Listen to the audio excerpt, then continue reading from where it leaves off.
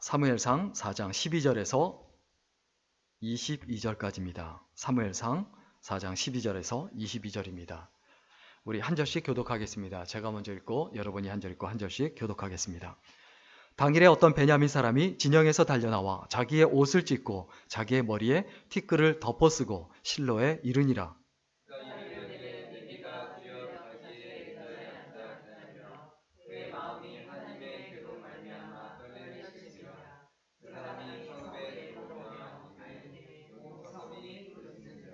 엘리가 그 부르짖는 소리를 듣고 이르되 이 떠드는 소리는 어찌 됨이냐?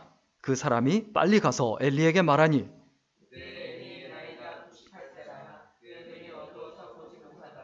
그 사람이 엘리에게 말하되 나는 진중에서 나온 자라. 내가 오늘 진중에서 도망하여 왔나이다. 엘리가 이르되 내 아들아 일이 어떻게 되었느냐?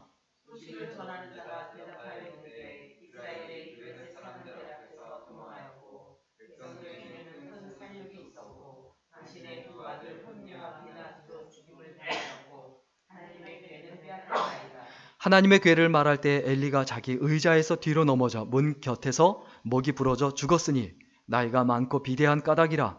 그가 이스라엘의 사사가 된 지 40년이었더라.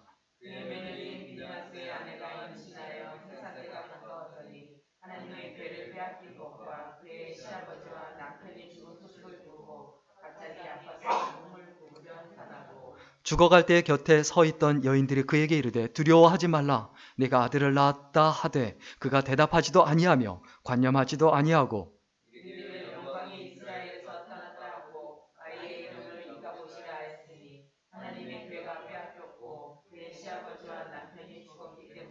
같이 읽겠습니다. 또 이르기를 하나님의 괴를 빼앗겼으므로 영광이 이스라엘에서 떠났다 하였더라. 아멘.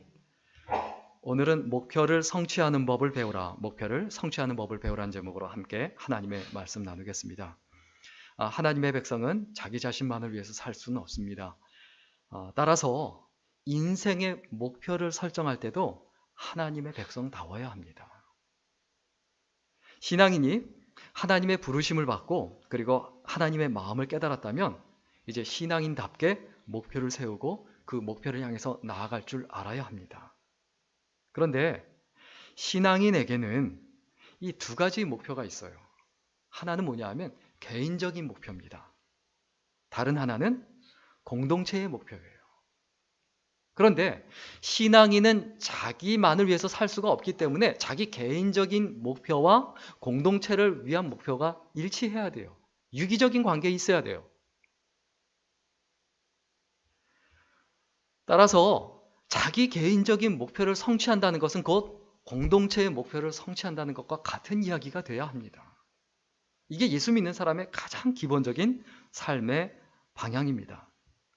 오늘 본문에 보면 엘리 제사장의 집안이 완전히 몰락하는 모습이 나옵니다. 98세를 살았어요. 장수했죠.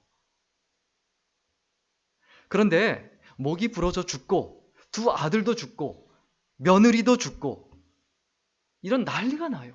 왜 이랬을까요? 과연 엘리 제사장이 그리고 그의 아들들이 또 그의 며느리가 이렇게 집안이 풍비박산 나는 것, 이게 목표였을까요?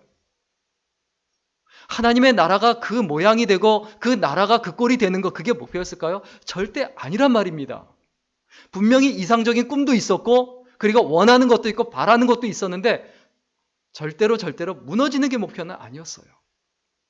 목사님들이 교회를 개척합니다. 정말 큰 꿈을 갖습니다.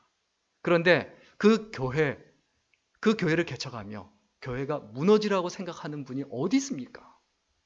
그런데 왜 무너집니까? 우리들의 인생도 마찬가지입니다. 내 인생이 이랬으면 좋겠다라는 핑크빛 미래를 꿈꿔요. 그런데 내 인생이 핑크빛이 아니라 잿빛이고 정말 어두운 가운데로 들어가고 있는 그 느낌이 들고 암담하고 막막하다면 왜 그럴까요?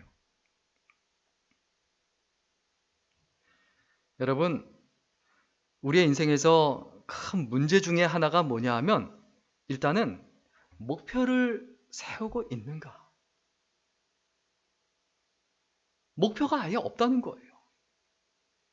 어떤 사람은 처음부터 목표를 정하고 일생을 변함없이 살아가는 사람이 있습니다. 오늘 성경 본문에 이후에 나오는 사무엘과 같은 사람이에요. 모태에서부터 뜻을 정하고 죽을 때까지 한 길을 걸어갑니다. 그런데 두 번째 불의의 사람은 인생의 목표가 없다가 어느 순간에 계기가 생겨서 계기를 만나서 목표를 갖는 경우예요. 베드로 같은 경우죠. 기껏해야 그의 인생의 목표는 뭡니까? 물고기 많이 잡는 거예요. 목표가 없는 거죠. 그런데 예수님을 만나서 인생의 목표가 생깁니다. 그런데 사도 바울과 같은 경우는 확고하고 굳은 목표가 어렸을 때부터 있었어요. 그런데 예수님을 만나고 나서 바뀌어요. 그리고 그 목표를 향해서 끊임없이 나아가는 사람이 있었습니다. 여러분, 내가 지금 어떠한 가운데 있는가? 혹시 목표가 아예 없는 건 아닌가? 베드로처럼 목표를 확고하게 설정했는가? 아니면 사도 바울처럼 내 목표가 잘못됐다라는 것을 깨닫고 내 목표를 바꿨는가? 분명하게 한번 살펴봐야 되죠.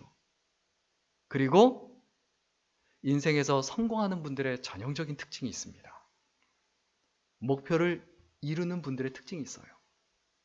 목표를 정하고 그 다음에 바꾸지 않았다라는 거예요. 내가 일생 동안 바꾸지 않을 수 있는 그 목표가 나한테 있는가? 이것이 정말 중요합니다. 여러분, 우리가 목표를 이루려면 어떻게 해야 되는가? 먼저 목표를 올바르게 설정해야 돼요. 우리 오늘 보면 12절과 13절 같이 한번 읽을까요? 오늘 보면 12절과 13절입니다. 같이 읽겠습니다. 시작. 당일에 어떤 베냐민 사람이 진영에서 달려나와 자기의 옷을 찢고 자기의 머리에 티끌을 덮어쓰고 실로에 이르니라. 그가 이를 때는 엘리가 길 옆 자기의 의자에 앉아 기다리며 그의 마음이 하나님의 궤로 말미암아 떨릴 즈음이라. 그 사람이 성읍에 들어오며 알림에 온 성읍이 부르짖는지라. 이스라엘과 블레셋이 전쟁을 합니다. 그런데 게임이 안 되죠. 블레셋이 이길 수밖에 없고 이스라엘이 질 수밖에 없습니다. 그러한 가운데 이기기 위해서 어떻게 하냐? 실로에 있는 하나님의 임재를 상징하는 법궤를 전쟁터로 가지고 갑니다. 그때 신나서 막 난리가 나죠. 이스라엘 백성들이 소리를 지르며 마치 전쟁에서 이긴 것처럼. 그런데 그걸 보고 어떻게 합니까? 블레셋 사람들이 자극을 받아서 이러다가 우리가 죽을 수 있겠구나. 우리가 이스라엘의 노예가 될 수도 있겠구나 라고 각성을 하고 오히려 더 열정적으로 목숨을 걸고 생명을 걸고 하나가 돼서 싸워서 이스라엘을 완전히 사정없이 다 죽이죠. 그래서 어떻게 됩니까? 법궤를 뺏깁니다. 아, 이거 별거 아니네. 하나님 별거 아니네. 그때 베냐민 지파에 속한 한 사람이 그 전쟁터에서 빠져나와서 실로에 와서 그 소식을 알립니다. 법궤를 빼앗겼다.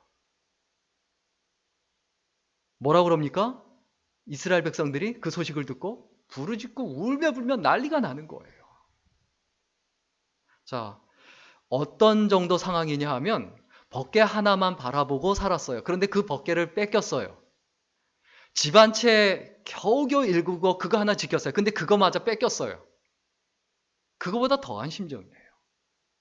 자, 그런데 오늘 보면 13절에 보면 엘리 제사장에 대해서 뭐라고 말합니까? 그의 마음이 하나님의 궤로 말미암아 떨릴 즈음이라. 엘리 제사장이 98세예요. 이스라엘의 대제사장으로 그리고 사사로 몇 년 동안 있었냐? 40년 동안 있었어요. 그런데 그의 인생의 목표가 뭐였냐? 법궤를 지키는 거예요. 그게 법궤가 뭐라고? 그거 외에는 관심이 없었어요. 그래서 어떻게 합니까? 자기 아들과 그리고 전쟁에서 졌다라는 거, 수많은 사람들이 죽었다라는 소식을 듣고도 무엇 때문에 놀라서 죽습니까? 법궤를 빼앗겼다라는 거. 교회가 뭐가 중요합니까? 건물이 아니지 않습니까? 사람이지 않습니까? 하나님의 사람에게 가장 중요한 건 하나님이지 않습니까? 하나님의 사람으로 하나님께 예배드리고 예배자로 살아가는 것, 이것에 집중하고 내가 하나님께 예배할 수 있다면 그것으로 감사하고 만족할 줄 알아야 되는데 우리한테는 법궤만 있으면 된다. 우리한테는 교회 건물만 있으면 된다. 이런 식인 거죠.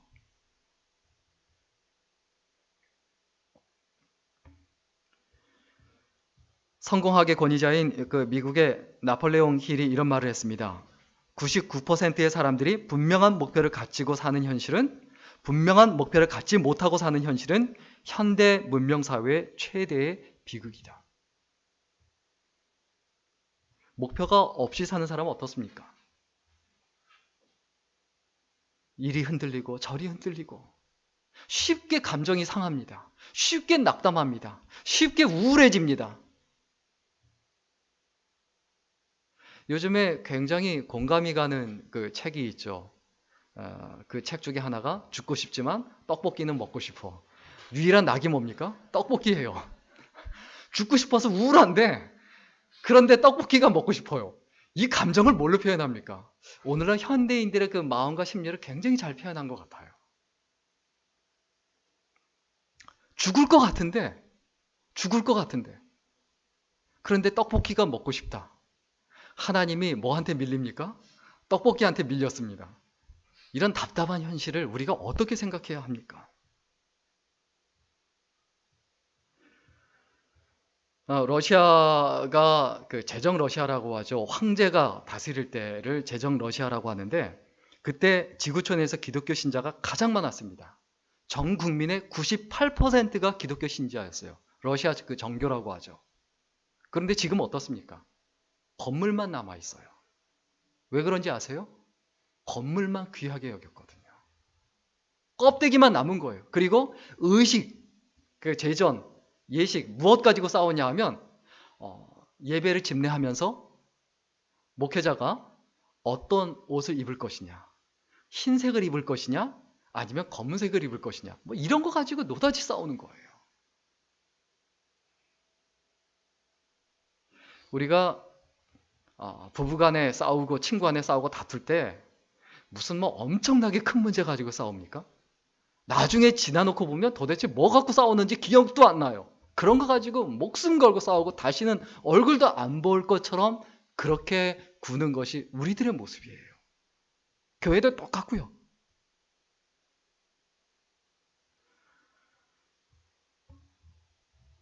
여러분, 교회든 가정이든 똑같습니다. 맛 잃은 소금은 땅에 버려지고 사람들에게 밟히게 되어 있습니다. 내 개인적인 목표를 분명하게 올바로 세워야 합니다. 교회의 목표가 분명하게 올바로 세워져야 합니다. 가정의 목표도 분명하게 올바르게 세워져야 합니다. 그런데 오늘 보면 14절과 15절에 보면 좀 안 맞는 부분이 나와요. 자, 14절과 15절 우리 같이 읽을까요? 14절 15절입니다. 시작. 엘리가 그 부르짖는 소리를 듣고 이 떠드는 소리는 어찌 됨이냐? 그 사람이 빨리 가서 엘리에게 말하니 그때 엘리의 나이가 98세라 그의 눈이 어두워서 보지 못하더라. 자, 엘리가 막 동네가 시끄러워요. 울고불고 난리가 났어요. 이게 무슨 소리냐? 어찌 된 거냐? 이렇게 이야기하고 그렇게 물어보니까 그때 소식을 전하는 사람이 와서 이야기합니다. 그럼 바로 그 이야기가 나와야 되는데 구태여 필요 없는 이야기를 성경에서 언급하고 있어요. 15절에 뭐라고 말합니까? 그때 엘리의 나이가 98세라. 그의 눈이 어두워서 보지 못하더라. 여기서 왜 그가 눈이 어두워서 보지 못한다라는 말을 구태여 강조하고 이야기하고 있을까요? 왜 나이가 98세나 되었다라는 것을 거듭 강조하며 계속 얘기할까요?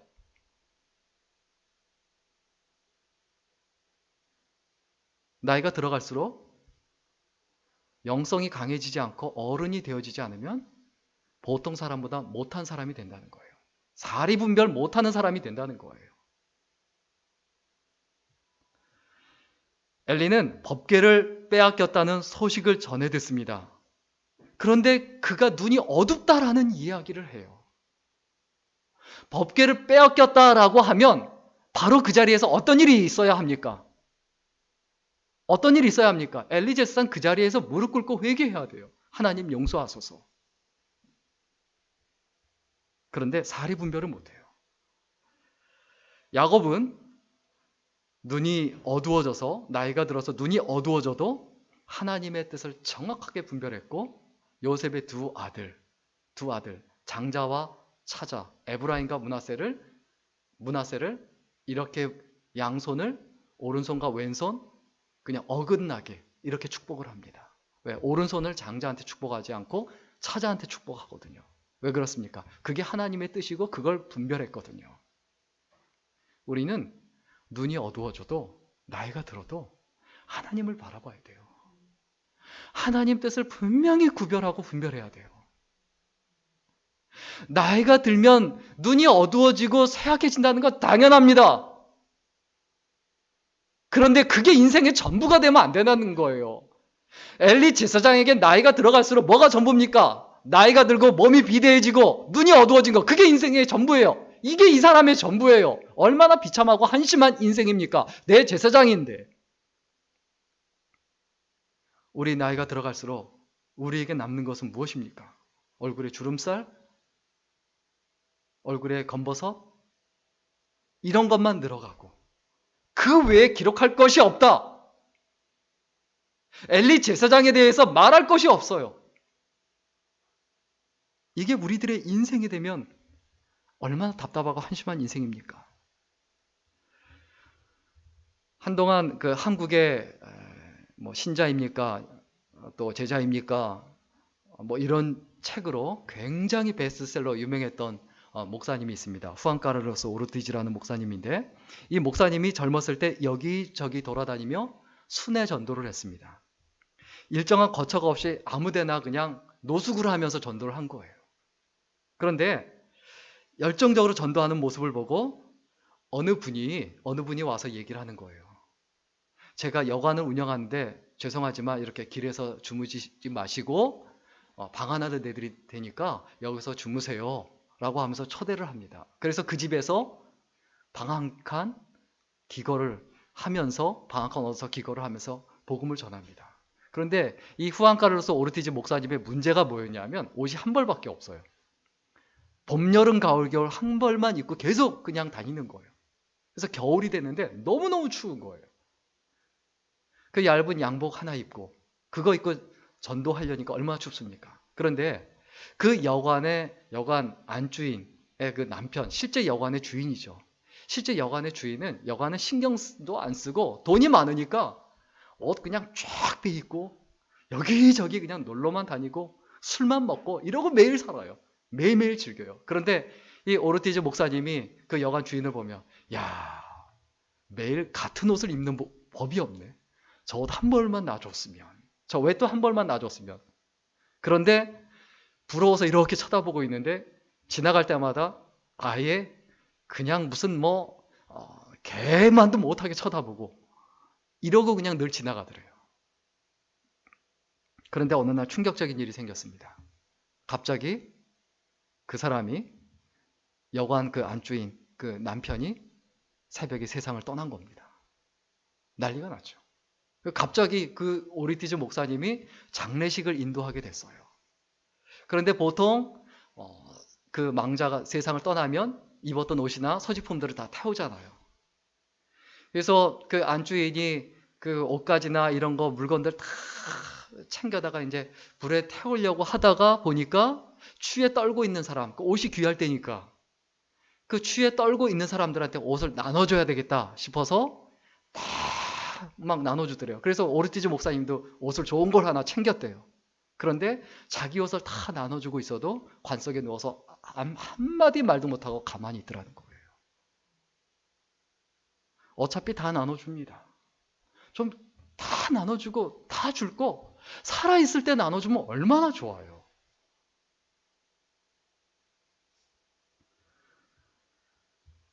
야고보서 4장 14절에 보면 내일 일을 너희가 알지 못하는도다. 너희 생명이 무엇이뇨? 너희는 잠깐 보이다가 없어지는 안개니라.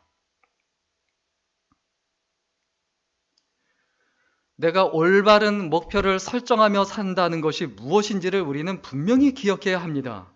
우리의 삶에서 올바른 목표를 어떻게 설정해야 합니까? 목표를 설정할 때 일단 높은 것을 설정해야 돼요. 이상적인 것. 하나님께서 기뻐하시는 목표를 설정해야 된다는 거예요. 그 다음에 두 번째로 넓은 것. 많은 사람들한테 유익한 것. 긴 것을 선택해야 합니다. 긴 목표. 내가 열심히 죽어라고 살았는데 이것이 오래도록 남을 만한 이런 목표. 그 영향력이 오래도록 미칠 수 있는 목표를 세우라는 겁니다. 그리고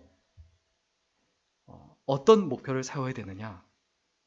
이것이 사실 저는 오늘 가장 강조하고 싶습니다. 깊은 목표를 세워라. 무슨 얘기냐면 내 안에 있는 그 재능, 생각, 나의 모든 것 하나도 낭비없이 다 퍼올려서 하나님 앞에 쓰임받을 수 있는 그런 목표를 세워라. 나의 진액을 짜서 나의 모든 것을 다 짜내서 하나님 앞에 드릴 수 있는, 이 세상을 위하여 사용할 수 있는 이런 목표를 세워라. 사실 어렸을 때부터 저는 개인적으로 죄송한 얘기지만, 제 개인적인 이야기라서 죄송하지만 그런 목표를 가지고 살았습니다. 썩어서 없어지는 것보단 달아서 없어지고 싶다. 내 주변에 있는 그 어떤 사람도 나보다 더 열심인 사람은 없게 하고 싶다. 그런 생각을 하고 살았는데, 그런 생각을 하니까 그래도 조금 그나마 열심히 살게 돼요.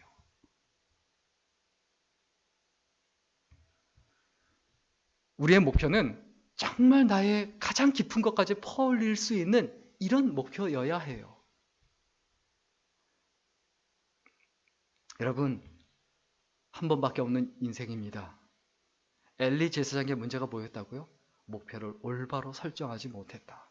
법궤를 지키는 게 목표가 아니고 하나님의 백성이 예배하도록 본인이 먼저 예배자로 서고 하나님의 백성들이 예배할 수 있도록 이끌어주는 것, 이것이 목표여야 되는데 그것을 망각하고 법궤만 지키면 된다라는 게 그의 생각과 마인드였어요.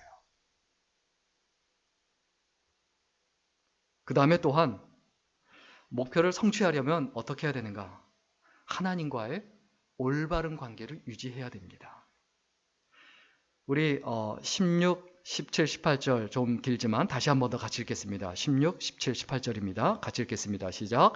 그 사람이 엘리에게 말하되 나는 진중에서 나온 자라 내가 오늘 진중에서 도망하여 왔나이다. 엘리가 이르되 내 아들아 일이 어떻게 되었느냐? 소식을 전하는 자가 대답하여 이르되 이스라엘이 블레셋 사람들 앞에서 도망하였고 백성 중에는 큰 살육이 있었고 당신의 두 아들 홈니와 비느하스도 죽임을 당하였고 하나님의 궤는 빼앗겼나이다. 하나님의 궤를 말할 때에 엘리가 자기 의자에서 뒤로 넘어져 문 곁에서 목이 부러져 죽었으니 나이가 많고 비대한 까닭이라. 그가 이스라엘의 사사가 된 지 40년이었더라. 진중에서 나온 사람, 전쟁터에서 나온 사람이 법궤를 빼앗겼다는 소식과 엘리의 두 아들이 죽었고 수많은 사람들이 죽었다라는 소식을 전합니다. 그런데 오늘 본문 18절에 보니까 하나님의 궤를 말할 때 다른 게 충격적인 게 아니고 뭐가 충격적이었다고요? 하나님의 궤를, 법궤를 빼앗겼다는 그 말을 듣고 충격을 받아서 어떻게 합니까? 죽죠. 어떤 목표를 가지고 살았는지 거기서 그대로 보이지 않습니까? 그리고 더 가깝하고 한심한 게 있어요. 나이가 많고 목이 부러져 죽었는데 그 이유를 나이가 많고, 나이가 많은 거 어쩔 수 없잖아요. 그런데 어떤 까닭이라? 비대한 까닭이라. 제사장이 제물을 받아서 이스라엘 백성들을 위하여 사는 삶이, 다른 사람들은 다 굶고 전쟁터에 나가서 죽어가고 있는데 그때 무릎 꿇고 기도하는 게 아니라 그냥 밖에서 오는 소식만 듣고 있어요. 지도자가 뭐 하고 있어야 됩니까? 하나님 앞에 하나님 용서하옵소서, 극률이 여겨주옵소서, 불쌍히 여겨주옵소서, 하나님 앞에 기도하고 부르짖고 매달려야 되는데 법궤만 어떻게 될까봐 벌벌 떨고 있는 거예요. 그리고 일생 동안 40년 동안 어떻게 살아갑니까? 사사가 된지 대제사장이 된지 비대한 까닭이라. 몸이 뚱뚱해진 거예요. 하나님의 것 가지고 자기 배만 불리고 자기 아들만 잘 먹고 잘 살게 만든 거예요. 이게 교회 지도자의 삶일까요? 지금으로 말하면 엘리 제사장이 엄청난 대형교회에 해당한다고 봐야 될 거예요. 교회가 하나밖에 없으니까요.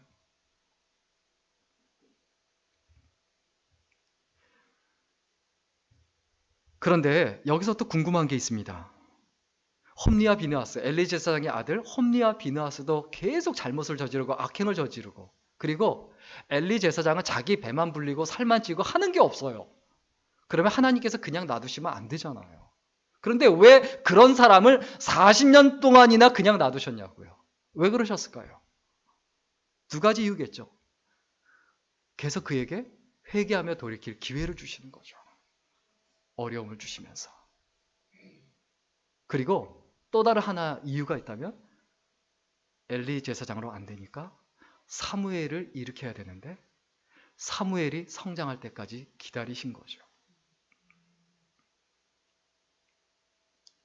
여러분, 내가 죄를 감당하지 못하면요, 내가 있는 자리에서 내가 그 역할을 온전히 감당하지 못하면 성경에 뭐라고 되어 있습니까? 요한계시록에 촛대로 옮긴다라고 되어 있죠.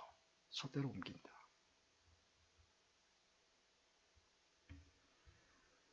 하나님의 그 오랜 그 참으심을 우리는 기억해야 합니다. 하나님의 그 기다려주시는 그 은혜와 사랑을 반드시 기억해야 합니다. 그런데 엘리 제사장은 아무것도 하지 않았어요. 가장 큰 문제는 뭡니까? 무관심이에요.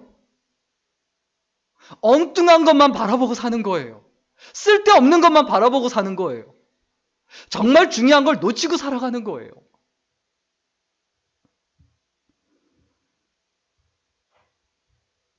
미국의 그 인기 만화가 그 랄프 버튼 이란 분이 있습니다. 랄프 버튼이죠. 랄프 버튼이 자살을 합니다. 사실 만화, 그 4단 만화, 한 컷 만화 굉장히 유명하죠. 그 강아지 나오고 그 그림. 이 랄프 버튼이 자살했을 때 남긴 메모에 이렇게 써놨습니다. 소위 세상의 재미라는 것을 남못지 않게 보았지만 하루 24시간이 지루하기만 하다. 어떻게 지루해요? 사명이 있으면. 예수 믿는 사람의 삶이 지루하다. 이거 뭔가 문제가 있는 거예요. 지루할 겨를이 어디 있어요? 인생의 생명을 걸고 목숨을 걸고 살아가고 성취해야 될 목표가 있고 그리고 도달해야 될 지점이 있는데 지루할 겨를이 없죠. 그런데 지루하다. 이게 심각한 문제인 거죠. 여러분, 문제는 뭡니까? 문제는 뭡니까? 올바른 목표를 설정하지 못한 문제는 그 이유는 뭡니까? 하나님과의 관계를 유지하지 못한 거예요. 자, 엘리 제사장은 하나님과의 관계는 상관이 없고 뭐와의 관계만 지키려고 합니까? 법궤와의 관계. 나는 법궤를 지키는 사람이다. 잘못 설정하고 있는 거예요. 잘못 알고 있는 거예요. 여러분, 우리의 인생의 목표가 뭐 공무원이 되고 그리고 공무원에서 그 자리를 지키는 거, 그 정도가 되면 안 돼요. 정말 더 큰 것이어야 돼요. 하나님께서 기뻐하시는 것이어야 돼요. 하나님과의 관계를 유지하려면 어떻게 해야 됩니까? 매일 기도 생활을 해야 되죠. 나 혼자 부르짖는 게 아니고 나 혼자 소리 지르는 게 아니고 하나님께, 정말 하나님과 대화해야 돼요. 하나님께 내 심정을 토로하고 하나님께서 나에게 뭐라고 말씀하시는지 내가 하나님의 뜻을 기도하면서 분별해야 돼요. 그리고 그러한 진짜 기도가 되려면 말씀을 묵상해야 돼요. 그래야 진짜 기도가 돼요. 여러분, 말씀 묵상하세요? 하루 종일 하나님의 말씀 얼마큼 떠올리며 얼마큼 묵상하세요? 우리의 입에, 우리의 입술에 하나님을 향한 찬양이 얼만큼 웅얼거리며 그리고 하나님의 뜻을 얼만큼 생각하세요? 그거 놓치면요, 어떻게 될까요? 사람의 말만 귀에 맴들어요. 사람의 말, 특히 좋은 말은 별로 오래 안 남고 나쁜 말만 맴돌면서 가슴에 남아서 상처 계속 받아요. 여러분, 상처받는 인생 살지 마세요. 상처받으면요, 상처 주게 돼 있어요. 상처받고 가만히 있으면 병나요. 그럼 근본적으로 상처를 받지 말아야 되죠. 상처를 받지 않으려면 어떻게 해야 됩니까? 하나님과의 관계가 돈독해야 돼요. 주변을 이끌고 정복하고 다스리려면 하나님과의 관계가 분명하고 올바로 돼야 됩니다. 올바른 하나님께서 기뻐하시는 목표를 가져야 되고 하나님께서 원하시는 목표를 가지고 유지하려면 하나님과의 관계가 올바로 되어 있어야 합니다. 그리고 하나님과의 관계가 올바로 잘 유지가 되려면 하나님께서 기뻐하시는 일을 계획을 하고 실천해야 합니다. 아침에 눈 뜨면 무슨 생각해야 됩니까? 하나님 감사합니다. 오늘은 내가 하나님을 어떻게 기쁘게 해드릴까요? 그게 우리들의 생각이고 우리들의 마인드여야 되는데 그런 생각 하세요? 그런 생각 하세요? 그 가벼운 부분이 별거 아닌 것 같은 그 부분이 내 인생의 결정적인 문제가 됩니다. 관계가 깨지는 거예요. 사람 간의 관계도 마찬가지입니다. 새롭게 계속 결심해야 돼요. 나하고 함께 있는 사람과 내가 어떤 관계를 유지할까? 내가 어떤 존재인가? 자, 두 사람이 사깁니다. 아니면 결혼 생활을 합니다.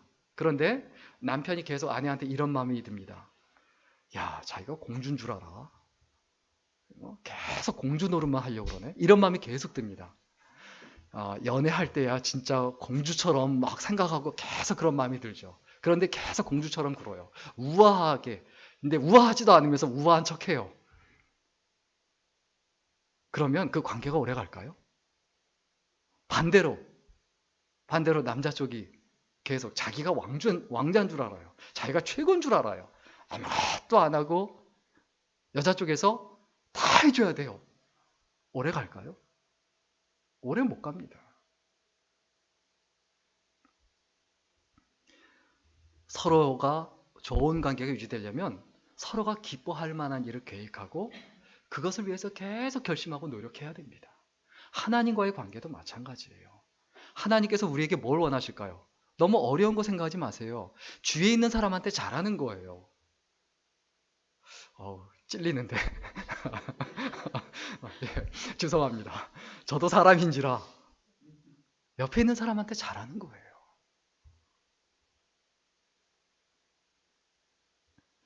마지막입니다. 우리가 살아가는 인생에서 목표를 성취하려면 어떻게 해야 되느냐? 결코 포기하지 마십시오. 오늘 본문 19절, 20절 같이 읽겠습니다. 19절, 20절 같이 읽을까요? 시작. 그의 며느리인 비나스의 아내가 임신하여 해산 때가 가까웠더니 하나님의 궤를 빼앗긴 것과 그의 시아버지와 남편이 죽은 소식을 듣고 갑자기 아파서 몸을 굽으려 해산하고 죽어갈 때에 곁에 서 있던 여인들이 그에게 이르되 두려워하지 말라 네가 아들을 낳았다 하되 그가 대답하지도 아니하며 관념하지도 아니하고 이르기를 영광이 이스라엘에게서 떠났다 하고 아이 이름을 이가봇이라 하였으니 하나님의 궤가 빼앗겼고 그의 시아버지와 남편이 죽었기 때문이며 22절 읽겠습니다. 또 이르기를 하나님의 궤를 빼앗겼으므로 영광이 이스라엘에서 떠났다 하였더라. 엘리 제사장의 며느리, 소위 말하면 귀족 집안으로 계속 시집 와서 굉장히 잘 먹고 잘 살았겠죠. 물론 남편 때문에 속은 상했겠지만. 그런데 자기 남편이 전쟁터에서 죽고 그리고 자기 시아버지도 죽습니다. 벗개도 빼앗깁니다. 아이를 낳고 그 아이 이름을 이가봇이라고 짓습니다. 하나님의 영광이 이스라엘에서 떠났다. 이렇게 자기 아이의 이름을 짓고 그리고 죽습니다. 그런데 이 소식이 충격적이지만 그 자리에서 어떻게 해야 됩니까? 하나님께 매달려야죠. 아무리 인간에게 절망적이어도 하나님께 그게 희망이에요. 하나님께 매달리면 돼요. 하나님께 의지하면 돼요. 우리는 하나님만 바라보는 법을 배워야 합니다. 내가 세상 살면서 바라볼 게 조금이라도 있으면 안타깝게도 하나님을 바라보지 않아요. 조금이라도 비빌 언덕이 있으면 하나님을 의지하지 않아요.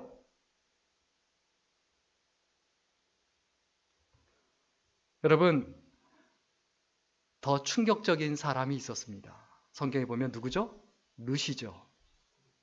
자기 남편도 죽고 시아버지도 죽고 다 죽고 자기가 모시고 살아야 되는 시어머니 나오미밖에 없습니다. 그러니까 짐만 남은 거예요. 그래도 자기는 짐은 없잖아요. 그런데 룻은 어떻게 합니까? 끝까지 하나님을 따라가고 끝까지 하나님께 매달리지 않습니까? 그리고 보아스를 만나고 다윗의 계보를 잇고 그리고 예수님의 계보로 이어지지 않습니까? 살다 보면 포기하고 싶을 때 참 많습니다. 인간관계도 포기하고 싶고, 다니던 직장도 포기하고 싶고, 목표도 내려놓고 싶고, 포기하고 싶은 거 굉장히 많습니다. 포기하고 싶을 때 우리가 어떻게 해야 됩니까? 그냥 한 걸음씩 가는 법. 나의 목적지를 생각하며 하나님께 기도하며 한 걸음씩 가는 법을 배워야 합니다. 우리의 목적지에는 한 번에 갈 수는 없습니다. 그러나 한 걸음씩 갈 수는 있어요. 한 걸음씩 가면 돼요. 우리가 포기하지 않기 위해서 해야 될 게 있습니다. 일단은 시간 관리를 잘해야 됩니다. 나한테 주어진 24시간. 내가 언제 자고 언제 일어나서 어느 시간에 무엇을 하고. 시간 관리하며 살다 보면 결국 목적지에 가요. 중간에 충격적인 일들이 있고 힘든 일이 있고 어려운 일이 있겠지만 결국 목적지에 도착한다니까요.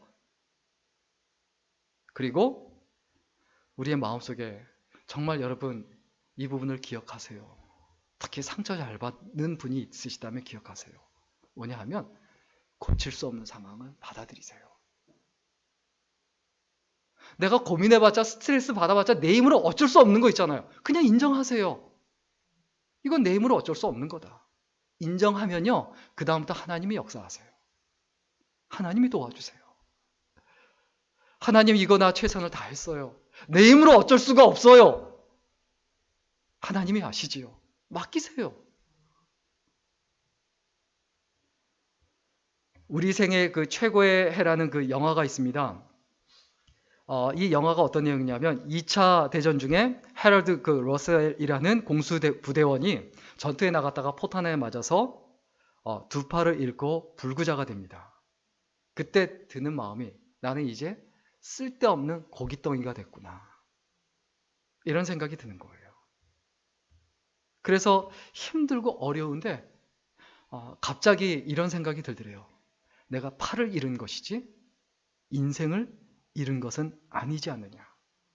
그래서 의사에게 부탁해서 의족을 만들고 그 당시에 뭐 기술 같은 게 없으니까 그냥 이렇게 갈고리죠. 그걸 만들어서 타이핑을 칩니다. 그리고 자기 이야기를 글로 쓰고 그리고 영화를 만들어. 그게 우리의 세계 최고의 날이에요. 그리고 자기가 거기서 주연 배우까지 합니다. 그리고 그 영화로 아카데미 주연상을 tab니다. 이때 주변에 있는 사람들이 그에게 물어봅니다. 당신의 신체적인 조건이 불구가 됐다는 것이 당신을 절망하게 만들지 않았습니까? 그때 이 사람이 이렇게 대답합니다. 아닙니다. 나의 육체적인 장애는 나에게 도리어 가장 큰 축복이 됐습니다. 언제나 잃어버린 것을 계산하지 말고 남아있는 것을 생각하고 하나님께 감사하며 남은 것을 사용할 때 잃은 것의 10배를 보상받습니다. 우리에게 중요한 건 뭡니까? 잃어버린 것이 아니고 남아있는 거예요. 잃어버린 것이 아무리 커도 남아있는 것이 훨씬 많아요. 여러분, 잃어버린 것만 보면 다 잃어버린 것 같아요. 그러나 남은 것만 보면 잃어버린 건 전혀 기억도 안 납니다. 살다 보면, 목표를 위해서 살다 보면 포기하고 싶은 순간이 많이 옵니다. 저도 목회를 하다 보면 교회를 떠나는 분도 있고 잃는 분들이 많습니다. 그런데 항상 남아있는 분들이 많고 이것저것 살아보다 보면 잃어버리는 것들이 많지만 남아있는 것들이 훨씬 많거든요. 그 남아있는 것에 포커스를 맞추고 초점을 맞출 줄 알아야 합니다. 여러분, 우리가 날마다 기억해야 되고 그리고 잊어버리지 말아야 되는 것. 내가 시간 관리 잘하고 시간 관리하면서 어쩔 수 없는 거 있잖아요. 고칠 수 없는 상황. 그냥 잃어버리세요. 그냥 받아들이세요. 그리고 어떻게 해야 됩니까? 기회가 반드시 또 온다는 거 잊어버리지 마세요. 기회가 또 와요. 내가 실패하더라도 하나님께서 기회를 또 주세요.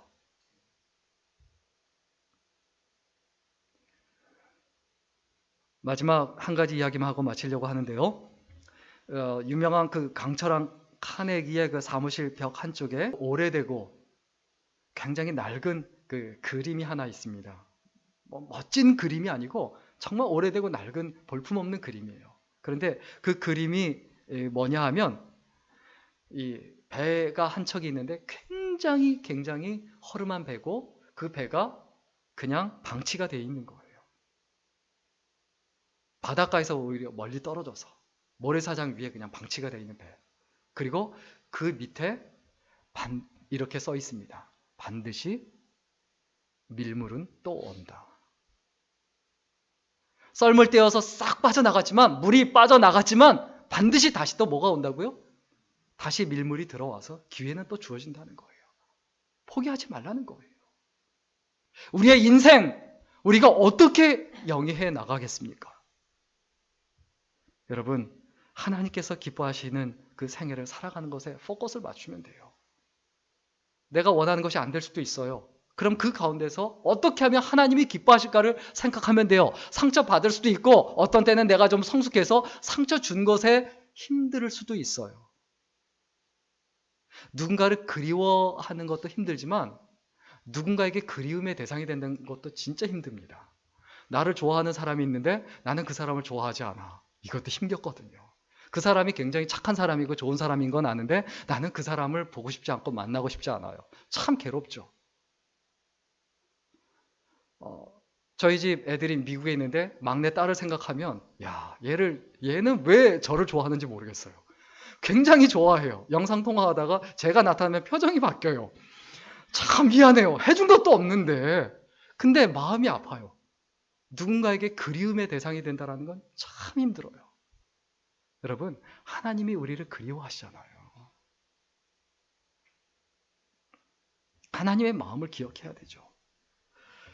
모든 것을 잃어버리고 기회가 다 사라진 것 같아도 절대 포기하지 마십시오. 반드시 밀물 때가 옵니다. 그 때를 기다리며 준비하는 삶, 한 걸음 한 걸음 나아가는 삶을 살아가면 됩니다.